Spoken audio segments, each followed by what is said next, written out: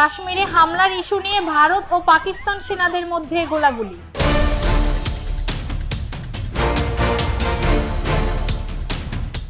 কিয়েভে হামলা, পুতিনকে থামতে বললেন ট্রাম্প।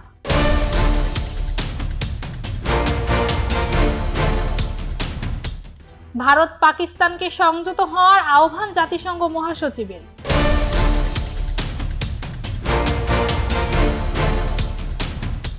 আসসালামু আলাইকুম, স্বাগত জানাচ্ছি নিরপেক্ষর আন্তর্জাতিক সংবাদে।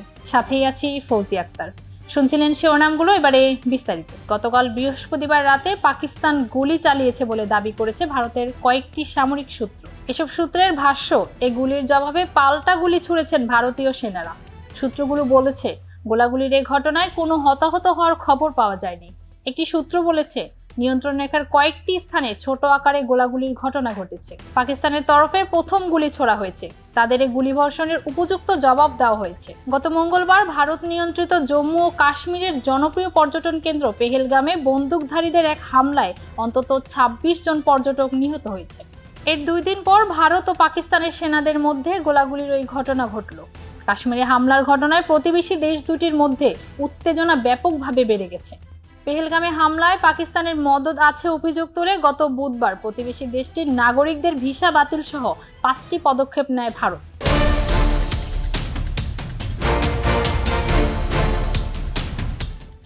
এদিকে কিয়েভে ক্ষেপণাস্ত্র, ড্রোন দিয়ে হামলা চালিয়েছে রাশিয়া। এতে অন্তত ১২ জন নিহত হয়েছে।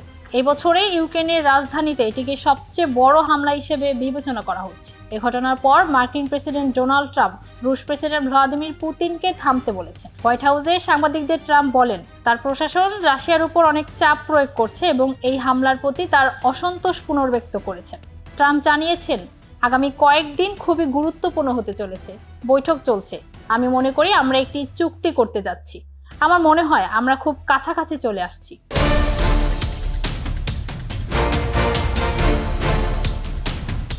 কাশ্মীরে হামলার ঘটনাকে কেন্দ্র করে ভারত ও পাকিস্তানের মধ্যে চরম উত্তেজনা বিরাজ করছে।